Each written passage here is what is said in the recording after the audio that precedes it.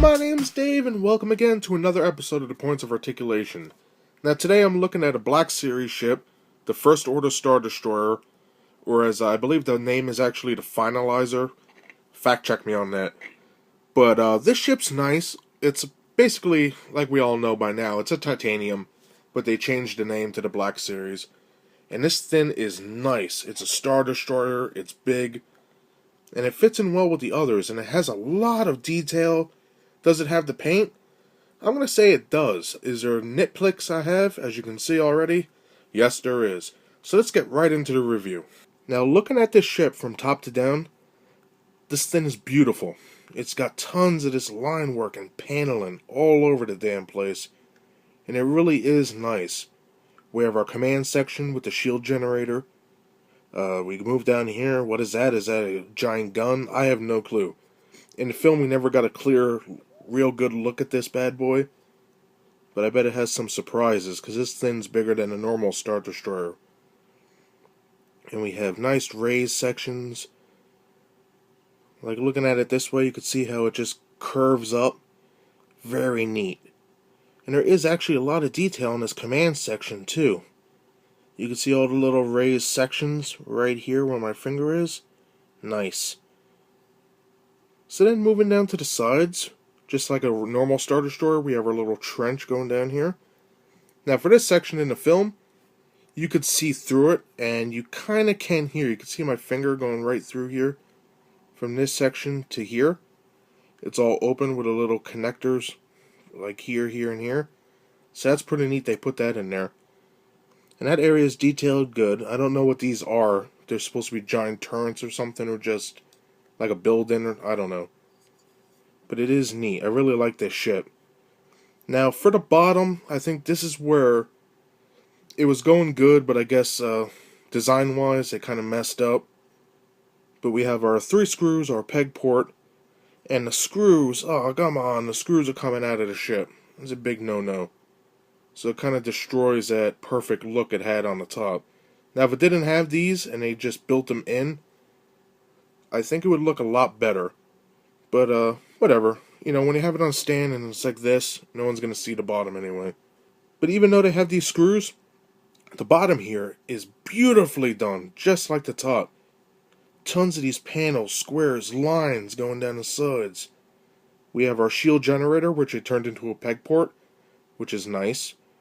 I don't see any landing bays, so I don't know. I know this one has them, but each ship I have of this, either it has them like up here, down here. It's all random, so I don't know. I guess we're going to have to wait for a very detailed ship. Serial number there. And then for the back, nicely done. A lot of molded work here with our engines and these smaller engines molded in the back. So all in all, the mold isn't that bad. My only nitpick is these raised screws.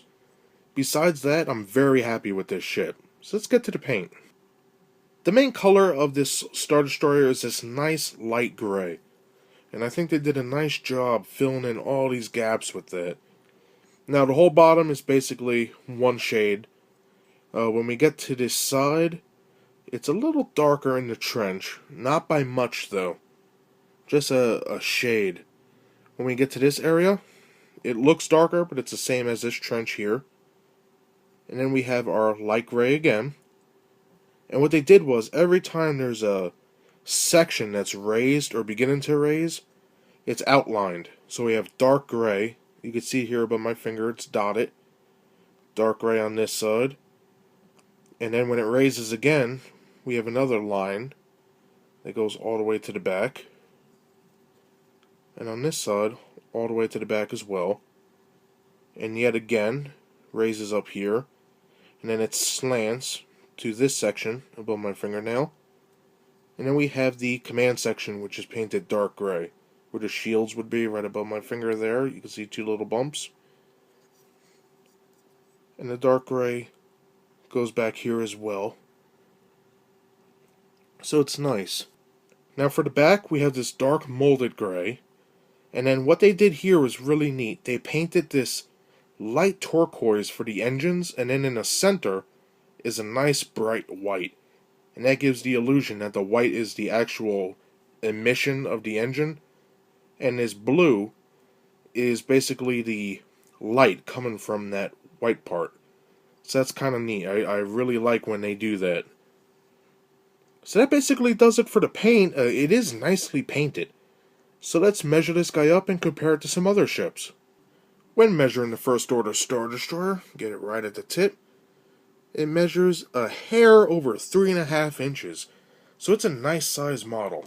Now, like most titaniums or Black Series ships, it comes with a nice stand. Put it right in the peg hole, and you're good to go. So to compare, I have every Star Destroyer that the Black Series and Titanium line made so far. We have our Venator, Imperial Star Destroyer, Super Star Destroyer, which is probably my favorite Imperial ship. That's a capital ship besides, my other favorite, the Lambda class shuttle.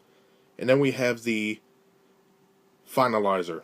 Another comparison, we have the Hot Wheels version, which is way bigger.